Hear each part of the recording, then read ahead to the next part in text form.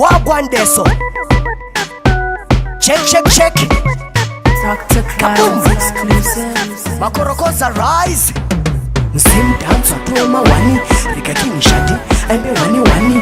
Atoma wani. Eyoo junior king. C.T.U Macorokoza ndakuzonoimba song nababa shupi. Madzibaba Jahpraizah Macheso naKapfupi. Havamboshorane vachiti ndezvipi. Asi MuZimdancehall atoma wani. Nhasi ndikaimba song naBigman. Kana vedu wekudangerzone Freeman. Vakufamba vachitoti akagona ndiani. Semu vanozviita ndikaimba nashinsomani. Tadii kungorova mumhanzi dzechiyezi. Tadii kungofadza mafanzoti yes. Vamwe vaimbi havasisina yes. Takuda kubatana pamhanzi toda peace.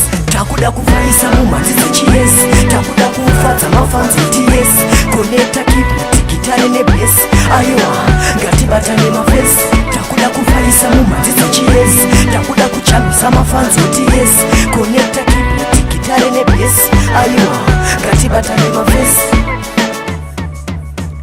Mvura weather ngechibhorani kana pateto ramba chingofaisa mhanzi nyange rumba kana repepe groove jiti sungura ungave musambo upi.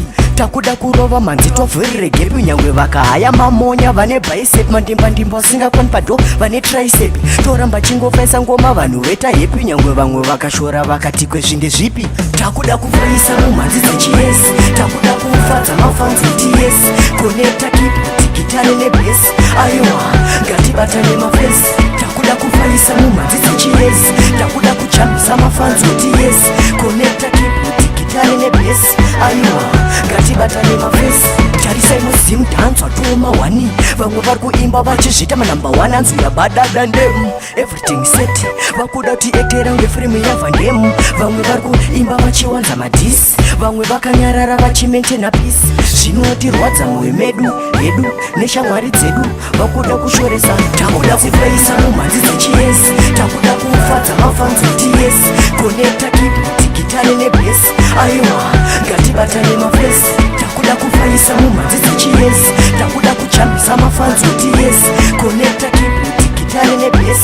Eyoo, ngatibatane mafesi. Tikada kuimba nasniper song yakaipa. Atoma wani. Dada kuita collaboration na Lady Squad na Lady B. Atoma wani. Dada britsa chuni rangu randakaimba na Tadii.